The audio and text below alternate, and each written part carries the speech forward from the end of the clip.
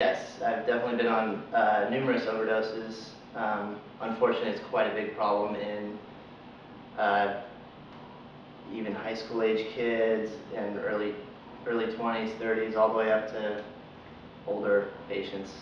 The first one that comes to mind was my internship. When I went through paramedic school, we did a paramedic internship, which is basically we're student paramedics. And I did mine in the city of Los Angeles.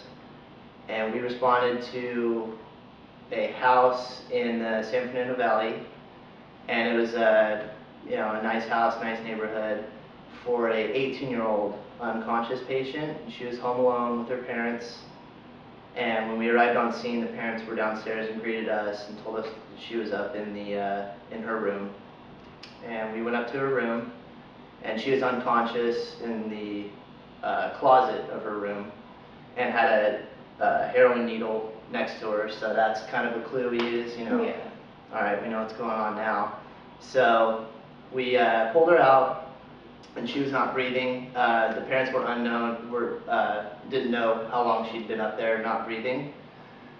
So we started breathing for her, and then started an IV and gave her a drug called Narcan, which is basically the antidote for narcotics, for like heroin. And it just reverses the effects, the different receptors you have in your brain called opiate receptors. It just takes those over and reverses the effects of the narcotics. And it usually will bring someone who's on narcotics out of it really quickly. So we gave her that, kept breathing for her, took her to the hospital, and by the time we got to the hospital, she was conscious, but not really with it, just kind of moaning. But I thought that it was just a narcotic overdose, and we did everything we could.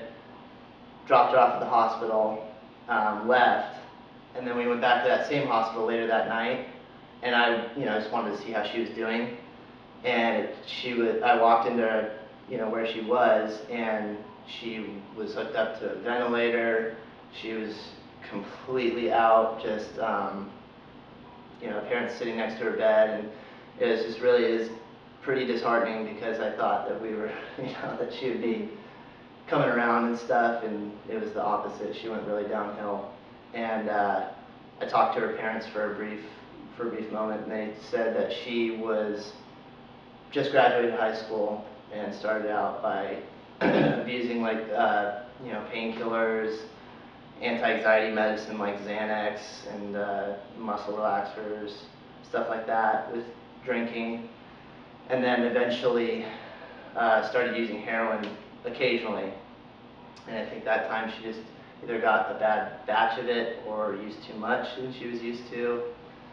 And after talking to the doctors as well, they said that she lost quite a bit of her brain function, and she must have been without oxygen to her brain for quite a while, because your brain tissue starts dying after 4 minutes without oxygen, so it's really quick.